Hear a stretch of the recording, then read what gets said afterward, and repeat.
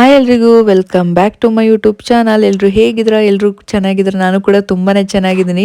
ಹಾಗೆ ಇಲ್ಲಿ ನೋಡ್ತಾ ಇರ್ಬೋದು, ಅಣ್ಣ ಮನೆ ಹತ್ರ ಬಂದರು. 11 ಗಂಟೆಗೆ ಬರ್ತೀನಿ ಅಂತ ಹೇಳ್ಬಿಟ್ಟು 12:30ಗೆ ಬಂದಿದ್ದಾರೆ. ಲೇಟೇ ಆಗೋಯ್ತು ಈ ಸಲ ಜರ್ನಿ ಸ್ಟಾರ್ಟ್ ಮಾಡೋದು. ಹಾಗೆ ಇಲ್ಲಿ ನೋಡ್ತಾ ಇರ್ಬೋದು, ನಮ್ದೆಲ್ಲ ಲಗೇಜ್ ಎಲ್ಲ ಡಿಕ್ಕಿಲಿಟ್ಟು ಅಣ್ಣ ಅವ್ರ ಲಗೇಜ್ ಎಲ್ಲ ಅಲ್ಲೇ ಪ್ಯಾಕ್ ಮಾಡಿ ಎಲ್ಲ ಜೋಡಿಸಿ ಇಟ್ಕೊಂಡು ಬಂದಿದ್ರು.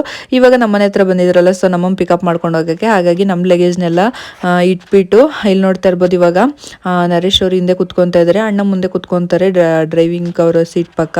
ಏಕೆಂದರೆ ಅವರಿಗೆ ಜೊತೆಲಿ ಕಂಪ್ನಿ ಬೇಕಲ್ವಾ, ಹಾಗಾಗಿ ಅವ್ರನ್ನ ನಾವು ಡ್ರೈವರ್ ಅನ್ನೋದಕ್ಕಿಂತ ಅಣ್ಣನ ಥರನೇ ನೋಡಿದ್ದೆ ಹೆಚ್ಚು. ಯಾಕಂತಂದರೆ ಅವರು ಕೂಡ ಅಷ್ಟೇ ಕ್ಲೋಸ್ ಆಗಿರ್ತಾರೆ. ಹಾಗೆ ನಾವು ಅವ್ರ ಜೊತೆ ಟ್ರಿಪ್ಪಿಗೆ ಹೋದಾಗೆಲ್ಲ ನಮ್ಗೇನಾದರೂ ಸಜೆಷನ್ ಕೊಡೋದಾಗಿರಲಿ, ಅಥವಾ ನಮ್ಗೇನಾದರೂ ಕನ್ಫ್ಯೂಸ್ ಇದ್ದರೆ ಅದನ್ನು ಕ್ಲಿಯರ್ ಮಾಡೋದಾಗಿರಲಿ, ಇವರು ದಿಲೀಪ್ ಅಣ್ಣ ಅಂತ ಇದರ ಗಾಡಿ ಓಡಿಸ್ತಾ ಇದ್ದಾರಲ್ಲ, ಅವರು ನಮಗೆ ಪ್ರತಿಯೊಂದರಲ್ಲೂ ಹೆಲ್ಪ್ ಮಾಡೇ ಮಾಡ್ತಾರೆ.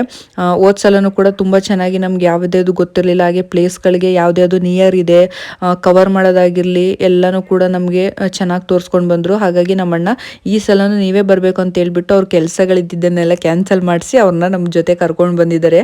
ಹಾಗೆ ನಾವು ಜರ್ನಿನ ಸ್ಟಾರ್ಟ್ ಮಾಡಿದ್ವಿ. ಇಲ್ಲಿ ನೋಡ್ತಾ ಇರ್ಬೋದು, ಇವಾಗ ಜಸ್ಟ್ ನಮ್ಮ ಊರನ್ನ ಬಿಟ್ವಿ. ಹಾಗೆ ಪೆಟ್ರೋಲ್ ಹಾಕ್ಸ್ಕೊಂಡು ಹೋಗೋಣ ಅಂತ ಹೇಳ್ಬಿಟ್ಟು ಬಂದಿದ್ವಿ. ಒಂದು ಬಂಕಲ್ಲಂತೂ ಫುಲ್ಲು ಟ್ರಾಫಿಕ್ ಇತ್ತು. ಹಾಗಾಗಿ ಇಲ್ಲಿ ಬೇಡ ಅಂತ ಹೇಳ್ಬಿಟ್ಟು ಮತ್ತೆ ರಿವರ್ಸ್ ಎತ್ಕೊಂಡು ಮತ್ತೆ ಬೇರೆ ಬಂಕಿಗೆ ಹೋಗಿ ನೋಡೋಣ ಅಂತ ಹೇಳ್ಬಿಟ್ಟು ಹೋದ್ವಿ. ಫುಲ್ಲು ನೈಟೆಲ್ಲ ಫುಲ್ಲು ಟ್ರಕ್ಗಳು ಲಾರಿಗಳದೇ ಫುಲ್ಲು ಸ್ಟಾಕ್ ಆಗಿಬಿಟ್ಟಿದೆ. ಇಲ್ಲಿ ನೋಡ್ತಾ ಇರ್ಬೋದು ನೀವು, ಎಷ್ಟೊಂದು ನಿಂತಿದೆ ನೋಡಿ. ಹಾಗಾಗಿ ಕಾರು ಬೈಕ್ಗಳಿಗಂತೂ ಇಲ್ಲಿ ಜಾಗನೇ ಇಲ್ಲ. ಹಾಗಾಗಿ ಇವರು ಹಿಂದೆ ಒಬ್ಬರೇ ಕೂತಿದ್ರು ಪಾಪ. ಹಾಗಾಗಿ ಯಾಕೆ ಬೇಜಾರು ಮಾಡ್ಕೊಂಡಿದ್ದೀರಾ ಅಂತ ಹೇಳ್ಬಿಟ್ಟು ಸಮಾಧಾನ ಮಾಡ್ತಾಯಿದ್ದೆ. ನನಗೆ ಫಸ್ಟು ನಿದ್ದೆ ಮಾಡ್ತಾಯಿದ್ದೆ, ಬಿಡ್ರು ನನ್ನ ಮಲ್ಕೊಳ್ಳೋಕ್ಕೆ ಅಂತ ಹೇಳ್ತಾಯಿದ್ರು.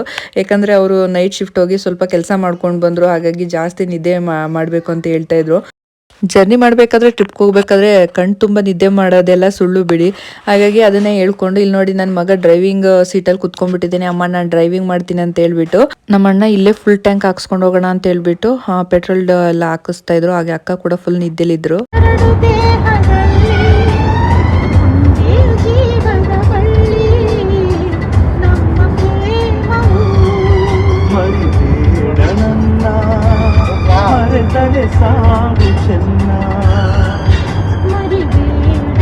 ಹಾಗೆ ಜರ್ನಿ ಮಾಡ್ತಾ ಮಾಡ್ತಾ 2 ಗಂಟೆ ಆಗಿದ್ದೇ ಗೊತ್ತಾಗಿಲ್ಲ. ಸೊ ಹಾಗಾಗಿ ಎಲ್ಲರೂ ಟೀ ಕುಡಿಯೋಣ ಅಂತ ಹೇಳ್ಬಿಟ್ಟು ಒಂದು ಕೆಫೆ ಹತ್ರ ನಿಲ್ಸಿದ್ವಿ. ಹಾಗೆ ಅಣ್ಣ ಯಾರ್ಯಾರಿಗೆ ಬೇಕು ಟೀ ಕಾಫಿ ಅಂತೆಲ್ಲ ಕೇಳ್ತಾ ಇದ್ರು.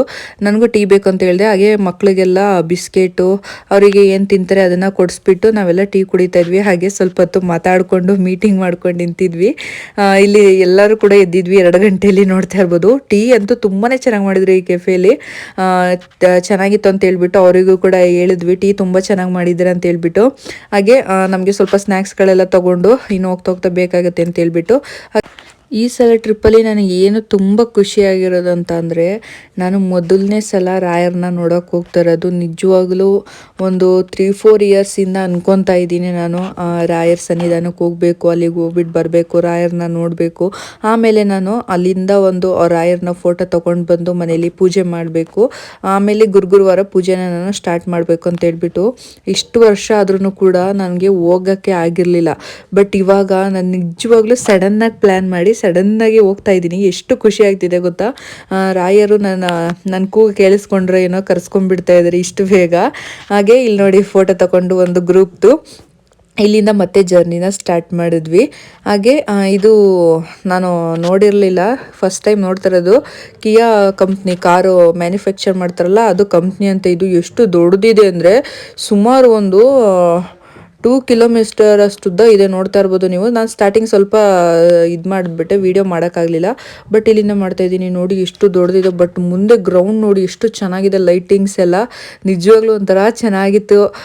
ಮುಂದೆ ಎಲ್ಲ ಎಷ್ಟು ಚೆನ್ನಾಗಿದೆ, ಎಷ್ಟು ಪೀಸ್ಫುಲ್ ಆಗಿದೆ ನೋಡಿ ಜಾಗ ಅದು. ಹಾಗೆ ನಮ್ಮ ಅಣ್ಣ ತೋರಿಸಿದ್ರು, ಇದೇ ನೋಡ್ಕೊಳ್ಳಮ್ಮ, ಬೇಕಂದ್ರೆ ನೀನು ವಿಡಿಯೋ ಮಾಡ್ಕೊ ಅಂತ ಹೇಳಿದ್ರು. ಹಾಗೆ ನಾವು ಜರ್ನಿ ಮಾಡಬೇಕಂದ್ರೆ ಏನು ಎನರ್ಜಿ ಇರುತ್ತೆ ಹೇಳಿ. ಸಾಂಗು ಎಲ್ಲರಿಗೂ ಅಷ್ಟೇ, ಯಾರೇ ಆದರೂ ಜರ್ನಿ ಮಾಡಬೇಕಾದ್ರೆ ಕಾರಲ್ಲಾಗಲಿ ಬಸ್ಸಲ್ಲಾಗಲಿ ಯಾವುದ್ರಲ್ಲಿ ಫ್ಯಾಮಿಲಿ ಟ್ರಿಪ್ ಜರ್ನಿ ಮಾಡ್ತಾರೆ, ಅವಾಗ ಅವ್ರಿಗೆ ಬೇಕಾಗಿರೋದು ಒಂದೇ ಒಂದು ಎನರ್ಜಿ ಅಂದರೆ ಸಾಂಗು. ಆ ಸಾಂಗ್ ಹಾಕ್ಕೊಂಡು ಜರ್ನಿ ಮಾಡ್ತಾಯಿದ್ರೆ ನಿಜವಾಗ್ಲೂ ಜರ್ನಿ ಹೋಗಿದ್ದು ಗೊತ್ತಾಗಲ್ಲ, ಬಂದಿದ್ದು ಗೊತ್ತಾಗಲ್ಲ, ಆ ಥರ ಇರುತ್ತೆ. ನಮಗೂ ಅಷ್ಟೇ, ನಾವು ಹೋದಾಗೆಲ್ಲ ಇದೇ ಥರನೇ. ಸಾಂಗ್ ಸ್ಟಾರ್ಟ್ ಮಾಡಿದ್ರೆ ಜರ್ನಿ ಸ್ಟಾರ್ಟ್ ಮಾಡಿ ಅದು ಮುಗಿಯೋವರೆಗೂ ಕಾರಲ್ಲಿ ಸಾಂಗ್ ಓಡ್ತಾನೆ ಇರುತ್ತೆ. ಹಾಗಾಗಿ ನಮ್ಗೆ ಯಾವ್ಯಾವ ಬೇಕು ಸಾಂಗ್ಗಳೆಲ್ಲ ಹಾಕ್ಕೊಂಡು ಎಂಜಾಯ್ ಮಾಡಿಕೊಂಡು ಬರ್ತಾ ಇದ್ವಿ. ಫೈನಲಿ ನಾವು ರಾಘವೇಂದ್ರ ಸ್ವಾಮಿ ಸನ್ನಿಧಾನದ ಹತ್ರ ಬಂದ್ವಿ. ಇಲ್ಲಿ ನೋಡ್ತಾ ಇರ್ಬೋದು ಎಷ್ಟು ಬೆಳಕಿದೆ, ಅರ್ಲಿ ಮಾರ್ನಿಂಗ್ ಇದು. ನಾವು ರೀಚ್ ಆಗಿದೆ 6 o'clock ಆಗಿತ್ತು, ಯಾಕೆಂದರೆ ನಾವು ಮನೆ ಬಿಟ್ಟಿದ್ದೆ ಲೇಟ್ ಆಗಿತ್ತಲ್ವ, ಸೊ ಹಾಗಾಗಿ ಸ್ವಲ್ಪ ಲೇಟಾಗಿ ರೀಚ್ ಆದ್ವಿ. ಹಾಗೆ ಇಲ್ಲಿ ನೋಡ್ತಾ ಇರ್ಬೋದು ಚಳಿಗೆ ಬೆಡ್ಶೀಟ್ ಹೊಚ್ಕೊಂಡು ಬೆಚ್ಚಿ ಕೂತಿದ್ವಿ. ಅಕ್ಕನೂ ಅಷ್ಟೇ ಚೆನ್ನಾಗಿ ನಿದ್ದೆ ಮಾಡಿದ್ದಾರೆ, ನಾನು ನಿದ್ದೆ ಮಾಡಿರಲಿಲ್ಲ. ಇನ್ನೇನು ಒಂದು ರೀಚ್ ಆಗೋದು ಇನ್ನು 2 hours ಅನ್ನಂಗೆ ಮಲ್ಕೊಂಡ್ಬಿಟ್ಟಿದೆ. ನನಗೂ ಸ್ವಲ್ಪ ನಿದ್ದೆ ಕಂಟ್ರೋಲ್ ಮಾಡೋಕ್ಕಾಗಲಿಲ್ಲ. ಹಾಗೆ ಇಲ್ಲಿ ನೋಡ್ತಾ ಇದ್ರಿ ಅಕ್ಕ ಇನ್ನೂ ನಿದ್ದೆ ಗುಂಗಲೇ ಇದ್ದಾರೆ ಅವರು. ಆಗ ಇಲ್ಲಿ ನೋಡಿ ಅಕ್ಕ ವಿಡಿಯೋ ಮಾಡ್ತಾ ಇದ್ದೀನಿ ಅಂತ ಅಂದಾಗ ಸರಿ ಆಯ್ತು ಅಂದ್ಬಿಟ್ಟಿದ್ರು. ನಾನು ಅವ್ರ ಮೇಲೇ ಮಲ್ಕೊಂಡು ಚೆನ್ನಾಗಿ ನಿದ್ದೆ ಮಾಡಿದೆ. ಹಾಗೆ ಇಲ್ಲಿ ನೋಡ್ತಾ ಇರ್ಬೋದು ಎಷ್ಟು ಫುಲ್ಲು ಗ್ರೀನರಿ ಇದೆ ಅಂತ, ತುಂಬ ಚೆನ್ನಾಗಿತ್ತು. ಮುಂದೆ ಹೋಗ್ತಾ ಹೋಗ್ತಾ ದಾರಿ ಯಾವ ಥರ ಇರುತ್ತೆ ಅಂತ ನನಗೂ ಗೊತ್ತಿರಲಿಲ್ಲ, ಬಟ್ ಹೋಗಿರೋರಿಗೆಲ್ಲ ಚೆನ್ನಾಗಿ ಗೊತ್ತಿರುತ್ತೆ. ನನಗೂ ಹೋದ್ಮೇಲೆ ಗೊತ್ತಾಗಿತ್ತು ಯಾವ ಥರ ಇತ್ತು ಅಂತ ಹೇಳ್ಬಿಟ್ಟು. ಬಟ್ ರಾಘವೇಂದ್ರ ಸ್ವಾಮಿ ದೇವಸ್ಥಾನಕ್ಕೆ ಹೋಗಿರೋರಿಗೆಲ್ಲ ಒಂದು ಎಕ್ಸ್ಪೀರಿಯೆನ್ಸ್ ಇದ್ದೇ ಇರುತ್ತೆ. ಹಾಗೆ ಇಲ್ಲಿ ನೋಡ್ತಾ ಇರ್ಬೋದು. ಬಟ್ ಹಿಂದೆ ಎಷ್ಟು ಚೆನ್ನಾಗಿದೆ ವಿಲೇಜ್, ಈ ಕಡೆ ಎಲ್ಲ ಚೆನ್ನಾಗಿದೆ ನಿಜವಾಗ್ಲೂ, ಫುಲ್ಲು ಗ್ರೀನರಿ ಇದೆ. ಹಾಗೆ ಇಲ್ಲಿ ನೋಡ್ತಾ ಇರ್ಬೋದು ಇನ್ನು ಸೂರ್ಯ ಹುಟ್ಟೋ ಟೈಮು, ತುಂಬ ಚೆನ್ನಾಗಿತ್ತು. ಹಾಗೆ ಫೈನಲಿ ನೋಡಿ ನಾವು ಒಳಗಡೆ ಎಂಟರ್ ಆದ್ವಿ. ಫಸ್ಟ್ ನಾವು ರೂಮ್ಗೆ ಹೋಗ್ಬೇಕಾಗಿತ್ತು, ಹಾಗಾಗಿ ಕಾರ್ ಪಾರ್ಕಿಂಗ್ ಮಾಡಿ ಫಸ್ಟ್ ರೂಮ್ ಹುಡ್ಕಕ್ಕೆ ಸ್ಟಾರ್ಟ್ ಮಾಡಿದ್ವಿ. ಹಾಗೆ ನಮ್ಗೆ ಒಳ್ಳೆ ರೂಮ್ ಸಿಕ್ತು, ನಿಜವಾಗ್ಲೂ ಚೆನ್ನಾಗಿತ್ತು. ಹಾಗೆ ಇಲ್ಲಿ ನೋಡ್ತಾ ಇರ್ಬೋದು ನಾನು ನೈಟ್ ಡ್ರೆಸ್ಸಲ್ಲೇ ಬಂದುಬಿಟ್ಟಿದ್ದೆ, ಮತ್ತು ಇನ್ನೇನು ಕಾರ್ ಒಳಗಡೆ ಕುತ್ಕೊಂಡು ಇಲ್ಲಿ ಬಂದು ಇಳಿಯೋದಲ್ಲ ಅಂತ ಹೇಳ್ಬಿಟ್ಟು.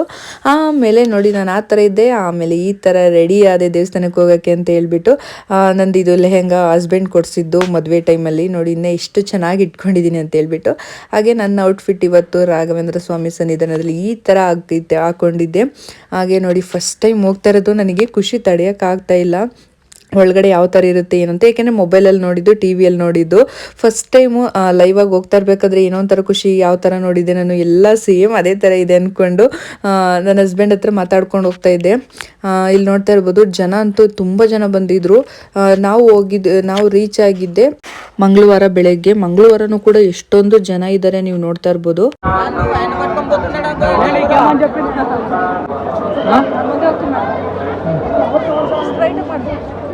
ಫೈನಲಿ ನನ್ನ ಇಷ್ಟು ವರ್ಷದ ಕನಸು ನನಸಾಯ್ತು ಅಂತಲೇ ಹೇಳ್ಬೋದು.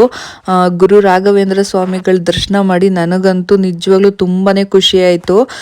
ಒಂದು ಕ್ಷಣ ಹಂಗೆ ನೋಡ್ತಾ ನಿಂತ್ಕೊಂಡ್ಬಿಟ್ಟೆ, ಯಾಕಂದರೆ ನಾವು ದೂರದಿಂದ ನೋಡಿದ ಮೇಲೆ ಹತ್ರಕ್ಕೆ ಬಂದಮೇಲೆ ನಮ್ಮದು ರಿಯಾಕ್ಷನ್ಗಳು ಹೆಂಗಿರುತ್ತೆ ಅಂತ ನಮ್ಮಲ್ಲೇ ನಾವು ಒಂದು ಸತಿ ನೋಡಿಕೊಂಡ್ರೆ ಕಾಣಿಸುತ್ತೆ ಅದು ಯಾವ ಥರ ಇರುತ್ತೆ ಅಂತ ಹೇಳ್ಬಿಟ್ಟು. ನನಗಂತೂ ನಿಜವಾಗ್ಲೂ ಖುಷಿನ ಕಂಟ್ರೋಲ್ ಮಾಡ್ಕೊಳ್ಳೋಕ್ಕೆ ಆಗಿಲ್ಲ.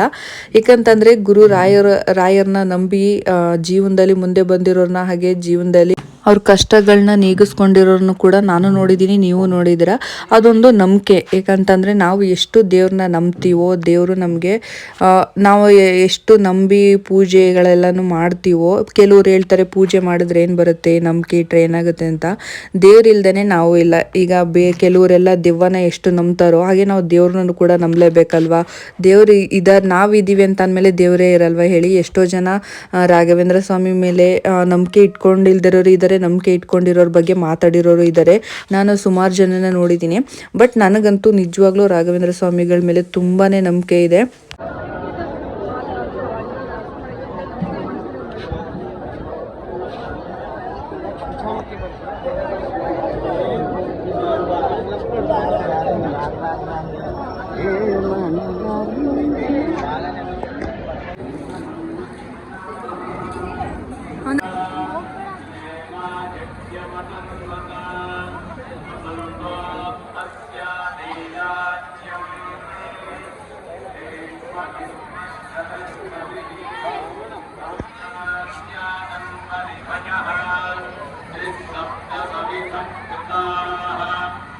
ಹಾಗೆ ದರ್ಶನ ಎಲ್ಲ ಮುಗಿಸ್ಕೊಂಡು ಫೋಟೋಸು ವೀಡಿಯೋಸ್ ಎಲ್ಲ ತಗೊಂಡಾದ್ಮೇಲೆ ತುಂಬ ಹೊಟ್ಟೆ ಹಸಿವಾಗ್ತಿತ್ತು ಅಂತೇಳ್ಬಿಟ್ಟು ಒಂದು ಹೋಟೆಲ್ಗೆ ಬಂದ್ವಿ.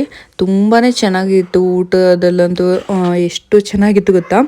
ನಾವು ತುಂಬ ದೂರದಿಂದ ನಡ್ಕೊಂಡು ಬಂದ್ವಿ. ದೇವಸ್ಥಾನದಿಂದ ತುಂಬ ದೂರ ಇದೆ ಇದು ಹೋಟೆಲು. ನಾವು ಸುಮಾರು ದೂರ ನಡ್ಕೊಂಡು ಬಂದಮೇಲೆ ಸಿಕ್ಕಿದ್ದು ಹೋಟೆಲ್ ಇದು. ಯಾಕಂತಂದರೆ ನಮ್ಮ ಅಣ್ಣ ಇದಾರಲ್ಲ, ಅವ್ರ ಅಣ್ಣ ಇಲ್ಲಿಗೆ ರೆಗ್ಯುಲರಾಗಿ ಬಂದಾಗ ಅದೇ ಹೋಟೆಲ್ಗೆ ಹೋಗೋದಂತೆ. ಹಾಗಾಗಿ ನಮಗೂ ಕೂಡ ಹೇಳಿದ್ರು ಆ ಹೋಟೆಲಲ್ಲಿ ಊಟ ತುಂಬಾ ಚೆನ್ನಾಗಿರುತ್ತೆ. ಹಾಗೆ ಕಾಂಬೋ ಕೊಡ್ತಾರೆ, ಅದನ್ನು ಮಾತ್ರ ಮಿಸ್ ಮಾಡಬೇಡಿ. 100 rupeesಗೆ ಫುಲ್ಲು ಊಟ ಕಾಂಬೋ ಕೊಡ್ತಾರೆ, ಅದನ್ನು ತಗೊಳ್ಳಿ, ತುಂಬ ಚೆನ್ನಾಗಿರುತ್ತೆ. ಹಾಗೆ ಮಕ್ಕಳು ಕೂಡ ಎಲ್ಲ ಇಷ್ಟಪಟ್ಟು ತಿಂತಾರೆ ಅಂತ ಹೇಳ್ಬಿಟ್ಟು ನಾವು ಅದೇ ರೀತಿ ಹೋಗಿ ನೋಡಿದ್ವಿ. ಊಟ ಅಂತೂ ತುಂಬಾ ಚೆನ್ನಾಗಿ ಮಾಡಿದರು. ನೀವು ಕೂಡ ಬಂದರೆ ಹೋಗಿ ಅದ್ರ ಅಡ್ರೆಸ್ನ ನಾನು ನೀವು ಕಮೆಂಟ್ ಮಾಡಿದ್ರೆ ಆ ಹೋಟೆಲ್ ಅಡ್ರೆಸ್ನ ನಾನು ಕಮೆಂಟ್ ಮಾಡಿ ತಿಳಿಸ್ತೀನಿ. ಹಾಗೆ ನನಗೆ ಫೈನಲಿ ಬೇಕಾಗಿದ್ದು ಸಿಕ್ತು. ರಾಘವೇಂದ್ರ ಸ್ವಾಮಿ ಸನ್ನಿಧಾನದಲ್ಲಿ ಅವ್ರ ಫೋಟೋ ತೊಗೊಂಡು ನಾನು ಯಾವಾಗ ಇಂದ ಬಂದು ನಿಮ್ಮ ಸನ್ನಿಧಾನದಲ್ಲೇ ಫೋಟೋ ತೊಗೊಂಡೋಗಿ ಪೂಜೆ ಯಾವ ವಾರ ಗುರುವಾರ ಪೂಜೆ ಸ್ಟಾರ್ಟ್ ಮಾಡ್ತೀನೋ ಆ ವಾರದಿಂದ ನಾನು ಪೂಜೆನ ಮಾಡೋಕ್ಕೆ ಶುರು ಮಾಡ್ತೀನಿ ಅಂತ ಹೇಳ್ಬಿಟ್ಟು ಅಂದ್ಕೊಂಡಿದ್ದೆ. ಸೊ ಅದು ಕನಸಂತೂ ನನಸಾಯಿತು.